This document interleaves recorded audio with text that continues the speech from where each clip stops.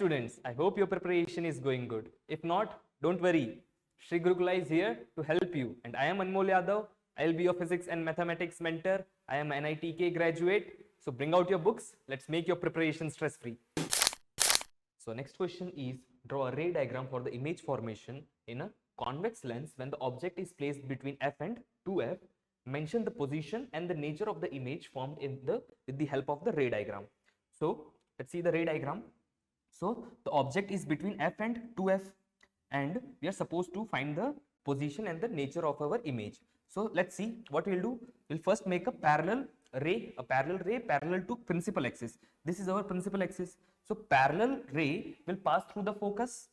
So parallel ray and pass through the focus. Now the ray which is passing through the center will go undeflected. So we'll pass another ray which is through the center and will go undeflected. So using intersection of these two rays, we'll find our image, final image. Now this image, since incident axis directly they are intersecting, so we are not extending anything. So since if they're intersecting directly, means the image will be real, and since the final image is below the principal axis, it will be inverted. So the nature, so if you'll see the nature is real and inverted. And let's see the position.